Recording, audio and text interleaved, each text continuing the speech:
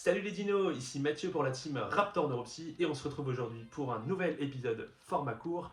Au menu du jour, les signes précoces de la schizophrénie en 3 minutes. Let's go!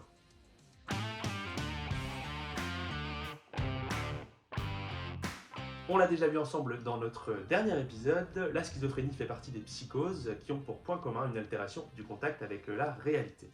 Nous avions dit que son origine était due à de nombreux facteurs et qu'elle apparaissait en général à la période de l'adolescence ou chez le jeune adulte.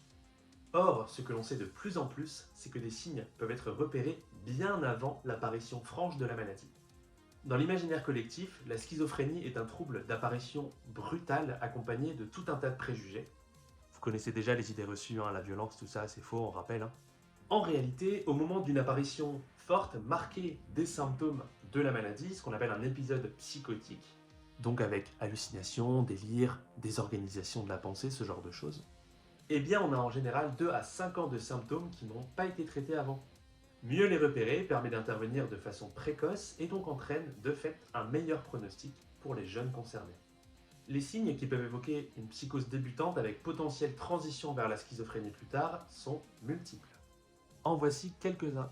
Rupture dans le comportement sans raison apparente, trouble de la concentration ou du raisonnement, sentiment d'étrangeté, bizarrerie, des anomalies sensorielles qui ne sont pas expliquées, un repli social, des angoisses qui sont liées à l'apparition de ces symptômes, bref, il y en a plein. Par rapport à la schizophrénie, on a donc ici des signes qui y ressemblent, mais qui sont beaucoup plus atténués, plus ténus, et donc moins visibles et plus insidieux, d'où l'intérêt d'en parler. Étant donné l'âge de l'apparition de ces différents signes, vous imaginez bien l'impact que ça peut avoir dans la vie des jeunes qui sont concernés par ça.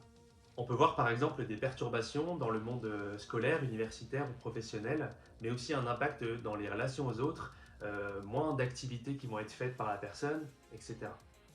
On peut retrouver également des conséquences psychologiques terribles, allant des symptômes dépressifs au risque suicidaire, avec de potentielles consommations de toxiques ou encore de l'anxiété par exemple. L'enjeu est donc majeur puisqu'on va accompagner des jeunes qui présentent ce qu'on appelle un état mental à risque de psychose.